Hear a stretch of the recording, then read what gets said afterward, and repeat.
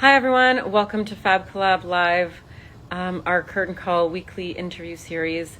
Today is a particularly unique and special day, not in the best of ways. As everybody knows, war has continued to break out in Ukraine this morning, and Ukraine is under severe attack. And we've decided at Fab Club here to use this space to welcome our friends and colleagues in the Ukrainian community who are very, very dear to our hearts, some of whom you've seen already on many of our shows and programming. And they're going to be joining us here live to talk about the situation. Some of them have families there. Some of them we do have friends there as well. And that's what this space is for. It's for, particularly women and underrepresented minority voices around the world in the arts to talk about important issues. And today that is an important issue, the important issue. And thank you to Tiana Nikita, who has graciously given this space today to our friends and colleagues, and we will be speaking with her tomorrow. In the meantime, I invite anyone, I know Mira, you're around, I know Alina, you're there, Stacy, Steph, anyone that wants to come on, just please request to join live. And we're here. We're going to be sharing some, resources with you in the chat. There have been many good resources compiled to donate, to read about the situation and how you can help, what you can do. And just bear with me for a second while I see who has requested to join and add them. And thank you everyone for. So just let me know. And hi, Steph. Hi, Andrea. Hi, everybody. Oh, wonderful. I'm just here to hold the space, really. As you know, I've been really in the Ukrainian community for over a decade now, and it's really near and dear to my heart, and I love you guys very much. Thanks, Tamar. It's so appreciated. Very good.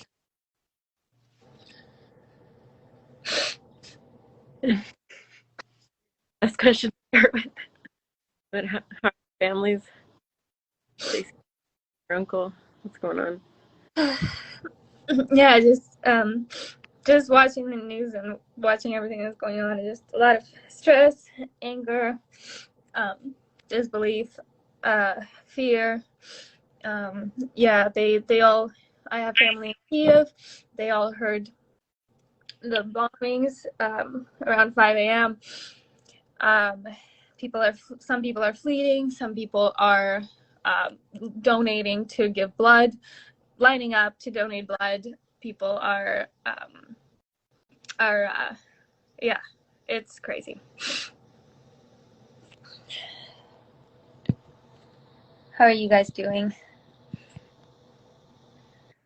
I'm gonna speak on behalf of the neighbors, my family in Poland and friends in Ukraine. I've been just following the news and I think it's really kind of important to acknowledge that this is not only about the Ukraine anymore. It's really a war on Europe, and that's what's scary too.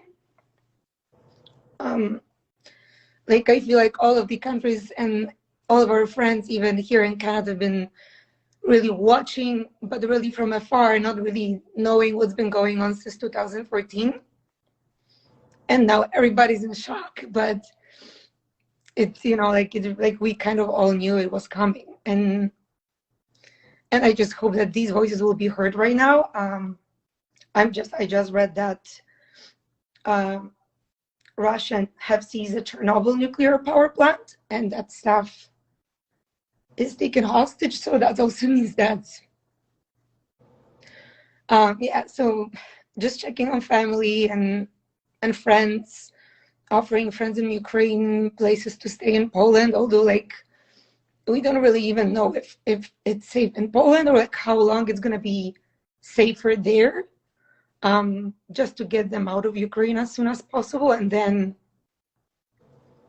just seeing how the situation develops. Thanks, Ola.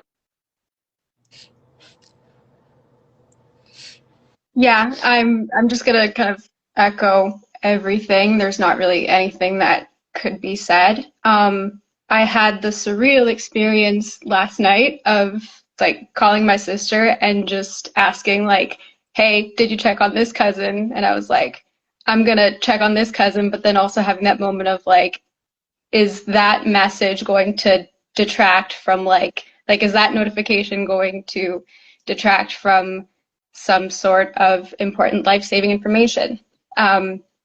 So I just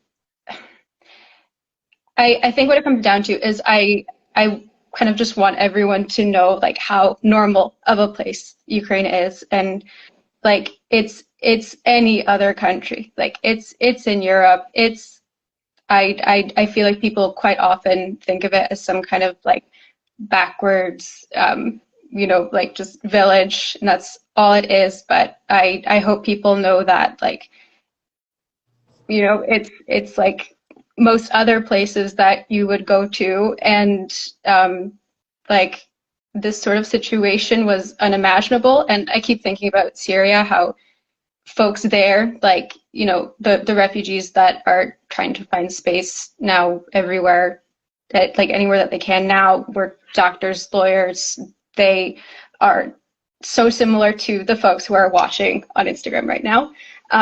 Like their lives were not much different from ours, and it's the same exact thing again. It's dislodging of a system and I don't know, just like a global like structure that we all thought was okay, that we all thought was effective and going to keep everyone as safe as possible, and it's not working. And it didn't work, and it's now that's all kind of gone to shit. So yeah. What can we do? I mean, personally, I find it really crazy that the world hasn't come like everybody's just talking about it, including us. That to me is like the most surreal, effective part. Is my language, but what it is. So, What did you say? So that the world isn't talking? oh, kind of where everyone's talking about it, but what are the actions that the world is taking, and what are the actions that we? And also like what we've been seeing, so much in like especially Western media, I feel like I remember when I used to live in Poland, and like in 2014, like Ukraine was over media, and then it was like the world forgot, even though the war was on, and like seeing all of these headlines saying, is the war possible? Like the war is already there. It's just like a real expansion of the war. And like to kind of like also echo what you said, Alina, that Ukraine is like a country like any other democratic country with beautiful people, with beautiful architecture, with a rich history and tradition. It's not a desert and like forests and like and like, so like to me also like thinking like if this can happen in 2022, and it kind of like I have so many of these like memories, even like the beginning of the pandemic, and thinking, having these thoughts like, oh, this is not going to happen to us, and then it happens, and then you see like how world was not prepared to deal with it. And I kind of feel I have a lot of similar emotions right now of like trying to be maybe naive somewhere, like, oh, they're not going to do it, like Putin is not going to do it. And I think it's also like important to say that like we also have a lot of Russian friends who are supporting Ukraine, and it's really issue of the regime and a crazy person who should never be in power and leading a country. And it just like pisses me off to to see someone who like that. Why the world has, like, we've seen that in the history, we've seen that in in the fascist Germany, in the Soviet, like why we have to repeat that history again? It started in Georgia in 2008. Thanks, Andrea, for putting that there. And Steph, yeah, thanks. And we're reading your comments here. Why wasn't there action when they started to border, build field hospitals, bring in plasma? The world just watched and let that happen. Why? And what do you think? Why? It's what Ala just said. It's like, I think there's something to do with our human nature and not wanting to be prepared for the worst. And I think that happens with everything. Like I just discovered, my grandma passed away in October, and that was another realization. Like, why couldn't we as a family be ready for this, right? Because it was coming. Why couldn't we just think of the worst possible thing that will happen? And then same with COVID, it's the same thing. Why and then same with this, the US has been, scaring everybody lately with this whole invasion, and why can't we, when will we just learn as a humanity that the worst can happen? And no one did, even everybody there. I was just talking to my uncle this morning, and the sentiment is like, how can he be so evil? How can this really be happening? It's pure evil. I mean, do you think it's I hate to ask these questions, but they're just circling in my mind, but like, do you think it's a money thing? Do you think that the world isn't going in because maybe there's not enough money for them to do it? Is it like that cruel and that bad? Are we that bad as people? I don't know. Yes, I think there has to be like a real cause for the West to step in, really, right? It has to be, there has to be money related, something that they can gain from it for them to really support. This is what we've been seeing through history. They will let genocide, they will let things happen until they need to step in. And I just think we all have to somehow get this evil person out. Like, at least to me, like something that like I would be scared of, and maybe that's why all of the allies like are still, like not really taking action, because like he did threat that if someone is gonna interfere or disturb, there will be consequences that we haven't seen. And like honestly, that can like literally mean like worst of the worst. So like in that way, like I kind of maybe understand that this has to be, whatever the allies are gonna decide right now has to be really thought through. Right? Because like I don't know, like obviously like furthering sanctions and all of that, and like just cutting like monetary ties with Russia, but then in terms of like actual military action, like I don't know what can happen, because I also feel like if the UN, if whoever comes in there, like it can really get bad, not only for Ukraine but for all of the surrounding countries as well in the European Union. Like they said that, from Kaliningrad, which is like the part that Poland is bordering with Russia, like the bombs can reach Berlin, they can reach Rome. Like there's just so much bad. And like I know at least in Poland, like and like even in Ukraine, they don't want people to panic, but like obviously like it's hard not to. But I also understand, like many people in Poland want to withdraw their money from the banks already in Poland, and people are saying like keep calm, like stay, like we also need a strong institutions, and like we need to support our government, even though it sucks as well, but we need to support them so they can help Ukraine too. So it's a really complicated thing. I know that also like all of the Poland, Lithuania, Latvia, I think another country, they've submitted an ask to NATO to also be protected in case something happens, as we are like on the front line as well. And we don't know what's, like anything can happen, I think, at this point, and we really need to be prepared for anything. Just reading Mira's thanks, Ella. Just reading Mira's and Steph's comments here. I think Mira and Steph, let us know if you want to join, and maybe one of us can rotate. I don't know if I can do it because I'm hosting, but maybe we can rotate around. Mira's saying, once America and Russia go to war, there's nuclear fallout in our hands. And I guess that is the scary reason why, what do I know? Maybe that's why, hold back, and it sounds like and stuff. It also feels like I don't know what it'll take for something like this to end. Like, I mean, all these sanctions have happened. Like, the Russian economy tanked overnight. So what will it take for this to actually like stop? I don't know if reason can work. I don't know. Like, it feels like it feels like, you know, an offense by NATO. I don't even know if that would work. So there's this question of like, we're not dealing with rationality, and we're also dealing with, you know, Europe itself at risk, like Ala and Stacey both said. So it's, yeah, it just it's everything's a question mark. Nothing's really clear, and there's no real way to like proceed. Like, we're dealing with insanity. So. Okay. Yeah.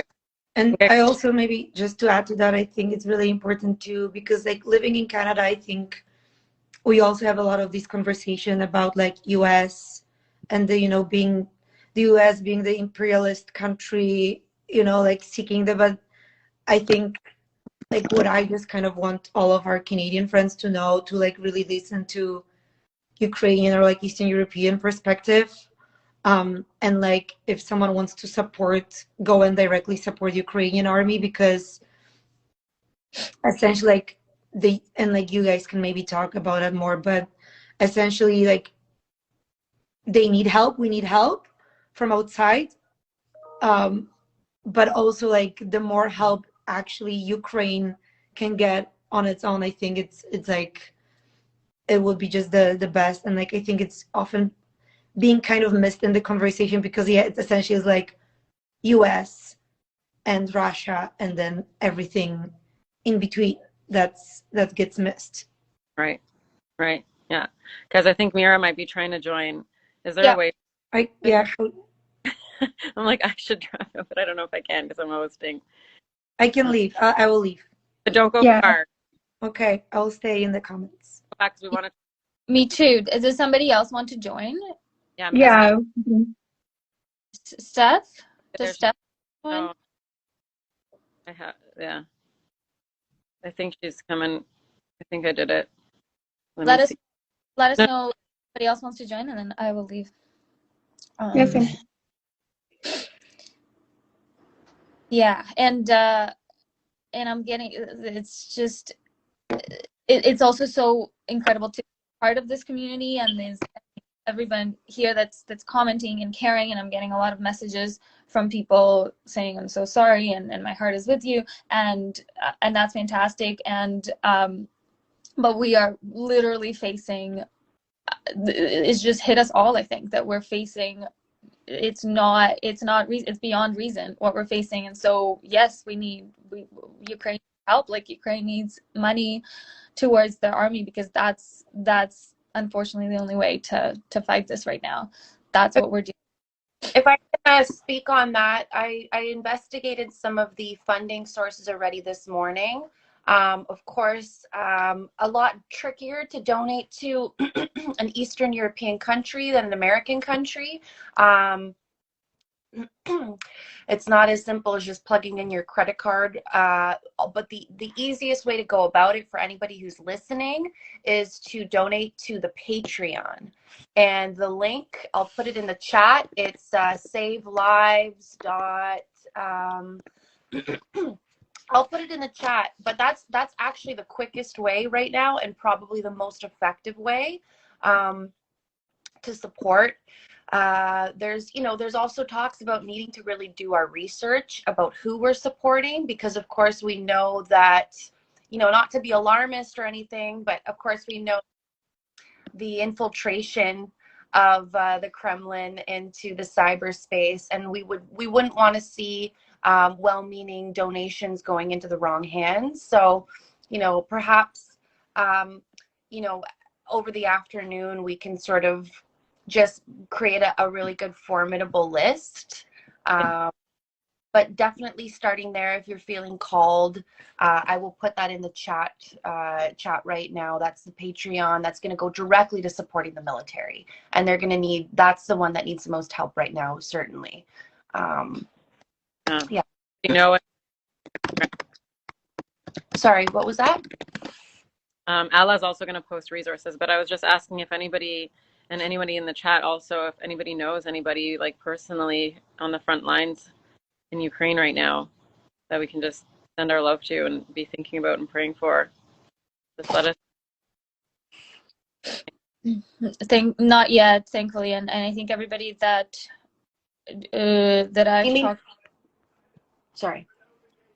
Yeah. Do you mean fighting? Yeah. Yeah. Sorry to cut you off. Grandma. You see the people that I know are unable to fight physically, but are ready to sign up, and I keep hearing about people to sign up, and it's so sad because just the lives that will be lost, because these are the people that can actually make a change in Ukraine if Putin would only just focus on his own country and we could rebuild ours. You know, people leaving and people signing up for the military, so hard. These young people could actually be making that country better. Like, great link. Yeah. Save lives. I think that seems to be the one that's being posted the most. That's in my bio. There's a link for that as well. That seems to be the best one. Yeah. And I guess, you know, for people joining, you know, we're holding space. Oksana, do you want to join the conversation? I can step out. I'm going to. Thank you, guys. 5 p.m. today, Nathan Square. 5 p.m. Come, everybody. Yeah. And I think Biden is also going to be speaking soon, live. Find that. I like multiple channels at the same time, so I have to find which one that was on. Probably all of them, though. And can you guys share a little bit? Alla, if you want to come back on, whoever wants to join, please just Oksana, maybe whoever wants. And I'd love to talk about what we're doing, like what's happening today in Toronto, and also what the community is planning. I believe there's a fundraiser potentially in the works. So I'll let you on and talk about that, or you want to talk about that? I want to drop that. So what's happening today at 5, guys? At 5 today, I believe there's going to be a demonstration, I think at Yonge and Dundas Square in Toronto.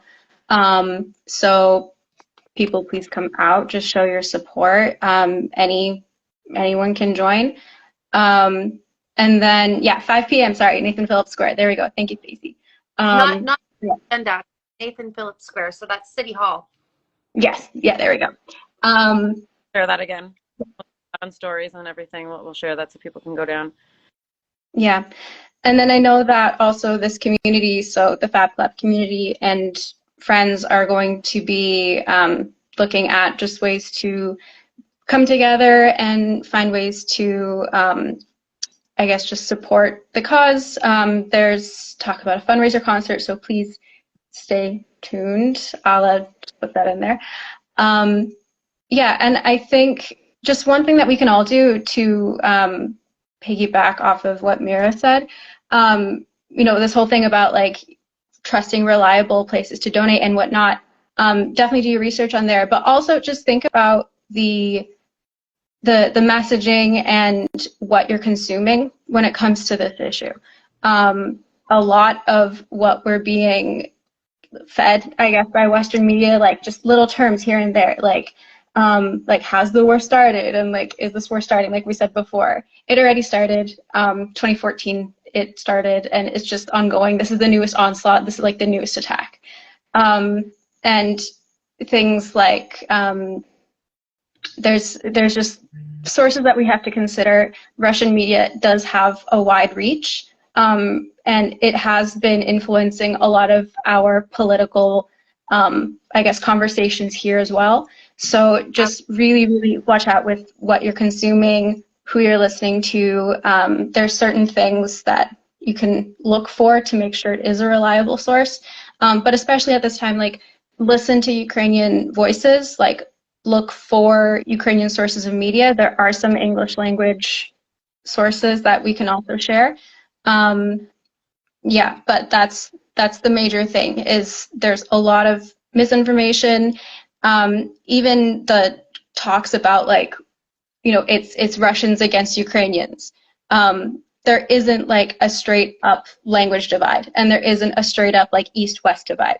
There's a lot of families that are bilingual. Ukraine is more bilingual than Canada is actually. Like, I think the rates are higher of bilingualism. And there's just been more exchange between like the two cultures than people will let you believe. So just remember that, like, it's not black and white, and it's not one citizenry against the other. This is a whole lot more complicated than I think Western media too is painting it, just to basically make it seem more like black versus white and to get more views. So just please be aware of that. Thank you so much. Thank you for saying that. I'd love to piggyback on that that sentiment. You know, what we're seeing right now is an attempt to dismantle democracy worldwide.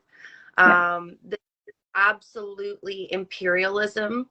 And what's been happening, without me going into the politics of what we've been dealing with in Canada for you know, for obvious purposes,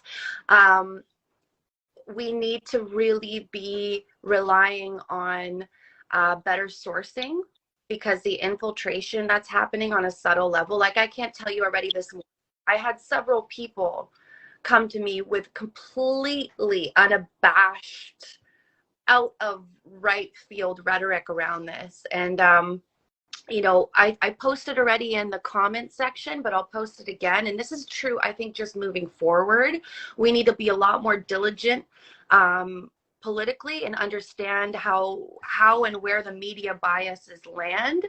And I'm gonna again, but look up at Fontes media chart. It shows you exactly where all of the news publications land on the scale in terms of credibility, and also in terms of where they are, whether they're left or right or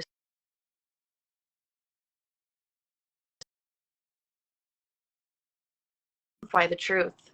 And yeah, I will maybe just also add on that, like, tips for people to share, because, you know, social media can be a really powerful platform for people to spread awareness, but also spread misinformation, to what kind of both of you said. So, and the same like with fundraising, like I've already seen so many scams or like fundraisers that are not legit. So like before you donate money, before you do something, like double check, like, you know, like if you really want to, like, check with your Ukrainian friends if this is like legit, or like check with a couple of people, because sometimes like we don't even know. And then another thing like that I've seen, and I've seen someone from Ukraine as well, like sharing on social media, to also be careful like what images we share on social media, to not share images of troops, or like where they are, because they often want to be like, they don't want to Russian forces to know where they are. And like if that's being spread on social media, it's really easy to geolocate where things are. So like it's just best to maybe not post pictures like this. If you see something, like just be very careful what you're sharing, double check, and think if it's okay to share that, or if it's actually like more harmful than it's being good potentially. That is a really good. Thanks, Ella. Yeah, we don't know the extent of cyber infiltration that's going on. We know the Kremlin is one of the world's top exporters of misinformation, and we know that, you know, Russia has been acquiring funding for foreign investment for these purposes for a very, very long time now. And we don't know to what extent the front lines look like. Yes, there are troops on the ground, Russia ground, but I'm very sure that there's also a different type of military, you know, behind the keyboard that are commenting and sharing. So we do need to be really careful. Yeah. Yeah, thank you, Mira. Yeah, we're gonna gather these links and check them out, and then we'll be posting some resources in our link in bio and in our stories and everything, so that everyone can go and you know, check them out and learn the best ways. Missed it, and then live. Also, of course, all the major channels are covering it, like BBC is live in the House of Commons right now. If everybody can sign into that and watch. Al Jazeera is coming. There's like a lot of so watch some live stuff maybe. And then today, I'm just reiterating, 5 p.m. Nathan Phillips Square. A protest about what's going on. So if you're able to come down, do that. The community, as I understand it, will be, preparing a fundraiser that in the next coming days to also help gather funds, and that we'll also be sharing and posting about that. So stay tuned for that. Anything, I'm just going to open the floor again. This can be as long or as short as it needs to be. Really, we're just holding space for community here in these times. So is there anything like super important that you guys feel like that people should really know about what's happening right now, about what we can do, or anything really? Thanks, Erin.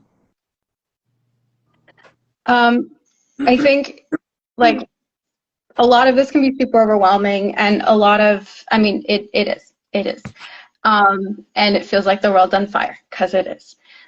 One thing that I think we could all use a bit more of is a bit more music and a bit more enjoying of culture. That's what we're kind of all gathered here like for, and like that's what Fab Club's all about. So if you find yourself like getting overwhelmed with the news, one thing that actually could help the situation is just like find some Ukrainian singers, find some Ukrainian artists, listen to them. Like a lot of the misinformation out there is like that Ukraine doesn't have its own culture, that it's just like a part of Russia, and enjoying like stuff put out by its people and like the creativity that's coming out of Ukraine right now is one way to just start to understand the people, and I guess just support them in a new way, and get to really feel that it is like its own entity, its own culture, its own people, and its own history. So that's one thing I'd have to say. There's a lot of amazing bands out there, so if you're feeling overwhelmed, do that. I love it. Overload yourself with good music. Suggestions.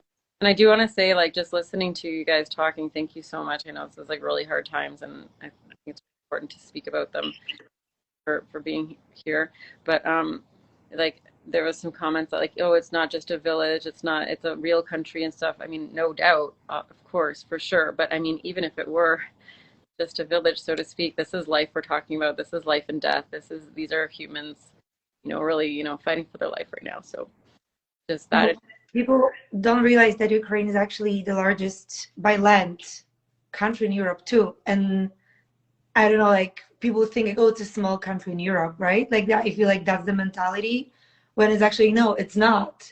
It really not, and it's a really crucial land and people and a history that, like we see being attacked. So it's really, yeah, checking in on Ukrainian friends and just staying updated. And yeah, I think also like any Ukrainian independent media right now, I think I also posted in the comments, Ukraine World, Kyiv Independent, like there's a bunch of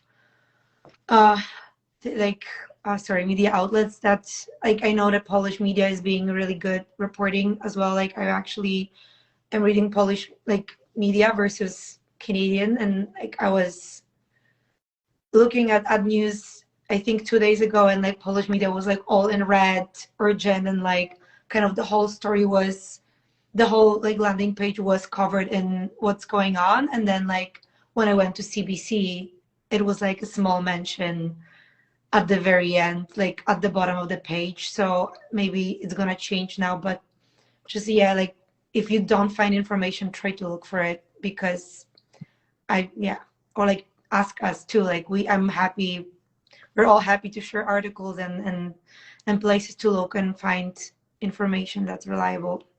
Yeah, thank you, Alla. We're definitely going to share a link. Our friend Marta Oksana is just telling us has gathered already a list of Ukrainian reasons, and we can drop that in link in bio for sure.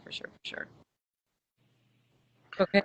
I just want to one more time for anybody who's still watching, the Patreon, savelife.in.ua. you know, we got here because we all sort of wanted to pretend it wasn't going to happen, or we were hoping for the best. At this point, again, I don't want to be alarmist, but if this is a longer haul thing, we can hope that this invasion is going to cease shortly. It's best for us all to be donating as possible right now. In this day, this is a day to be doing it. It's going to take time for that money to become accessible, for it to be actually usable. The sooner that we can donate, the better. So again, savelife.in.ua. And there's already many hundreds of casualties of civilians being reported, hundreds of casualties of military personnel as well. And just in closing, at least for myself, I wanted to comment on the resilient nature of Ukrainian people, and how there was a calmness and almost a bit of a nonchalantness, knowing that you know, war has been a part of the fabric of Ukrainian life. It was in our, it's how our grandmothers still stored hundreds of pickle jars under their bed, or, you know, it's a part, it's a living continuation. And, you know, although one generation got to perhaps skip it a little bit, it's still there, and there's incredible strength. And I really trust in the resilience of the Ukrainian people right now, you know. Yeah. Sure, Mira. I mean, it's an ongoing arrow. So it's good to at least start creating that awareness as much as possible. Okay. I mean, I'm tempted to ask if anybody wants to, you know, sing us out, sing here. Maybe Stacy, if you want to come and sing anything. Mira, if you want to. Alina, I mean, we're surrounded. Alina, any, you know, Ala, everyone is invited. Of course, absolutely zero pressure. It's just open invitation, but that it might be a good way. Yeah, I might need to give the space to others to if someone wants to join. Well, Stacy said so. Thank you so much, Tamar. You're the best. Thank you so much. And we're here. Okay, Stace, let's do it. Let me remember how to do this. Sorry, guys. Can you request? And then oh, here you are. Got it. I know. I still don't know how to join these things, but thank you for inviting me. I just think that what you just said, singing, is as hard as it is right now. That is exactly what the Ukrainian people have been doing for so many years, and just so many years. And then in 2014, we did it again.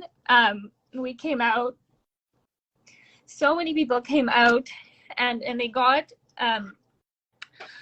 the sitting president out, you know, with song, with just being there for months and months in the cold, protesting and just singing, and it was beautiful. And for anybody that maybe doesn't know, there's a Netflix documentary. It's called Winter on Fire.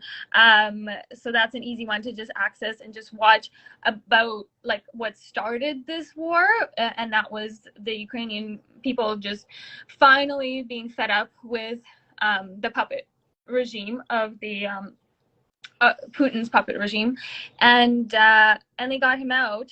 But of course, that then started this war that is not over and is now very bad. But the reason that I'm so passionate about this, about song, is because that is just how the Ukrainian people have dealt with this aggressor for so many years, and it's a very sensitive subject for me because my dad, that is what he did, and he did that during the fall of the USSR.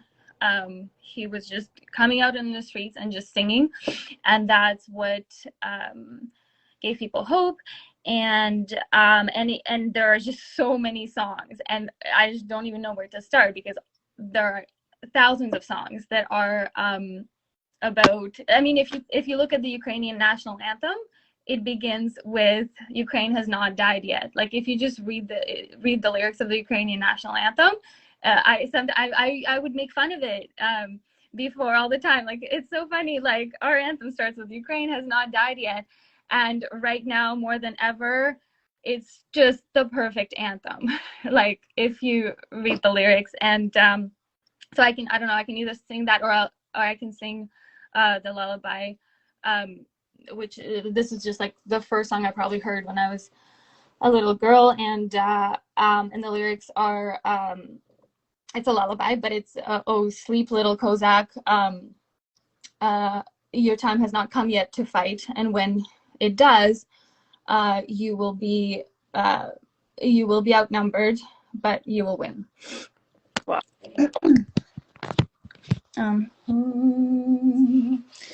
Спи маленький козачок,